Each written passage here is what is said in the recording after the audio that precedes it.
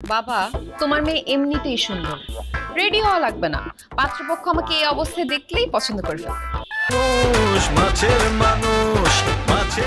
এত সুন্দর করে পাঞ্জাবিটা আয়রন করার পরও কি ব্যাপার সুইটি?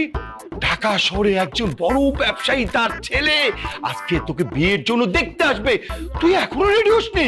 বাবা, তোমার মেয়ে এমনিতেই সুন্দর, রেডি হওয়া লাগবে না। পাত্রপক্ষ আমাকে এই অবস্থায় দেখলেই পছন্দ করে ফেলবে। আরে মা, এই পাত্র যেন তেন পাত্র না। ঢাকা শহরে তাদের বাড়ি গাড়ি ব্যবসা বাণিজ্য কোনো কিছুর অভাব নাই। তারা দেশ বিদেশ ঘুরে কত মডার্ন মেয়ে দেখে, তোকে দেখে মনে হচ্ছে না যে তারা পছন্দ করবে। এই জন্য তো বলছি মা, একটু সাজুগুজু করে একটু ভালোভাবে রেডি হয়ে নেই। বাবা, তুমি তো আমাকে টেনশনে ফেলাই দিলা। তুমি আমাকে আগে বলবা না তারা যে এইরকম বড় লোক? ঠিক আছে, আমি গিয়ে এখনই সাজগোজ করে আসতেছি। এমন সাজ দিব পাত্র আর পাত্রের বাবা আমার দিক থেকে চোখই ফিরাতে পারবে না। যা মা, তাড়াতাড়ি যা। শাহানা, এই শাহানা, কোথায়? আশ্চর্য, মেহমান একটু পর চলে আসবে, তুমি এখনো বাড়ি ঘর পরিষ্কার করোনি? রান্না বান্না করেছে তো? সব শেষ। আচ্ছা, তুমি না বললে মেহমান তাড়াতাড়ি আসবে, কই এখনো তো তারা আসলো না?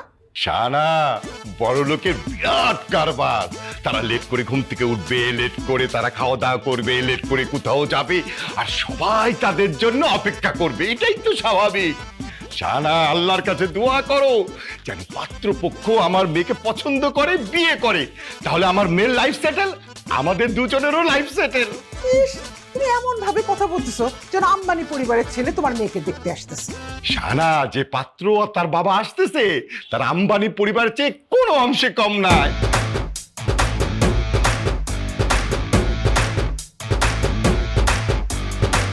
রুই কাতল তেলাপিয়া পাঙ্গাস যার ভালো লাগে যে মাছ সবই আছে হাতের কাছে, কিনতে হবে করে হুশ।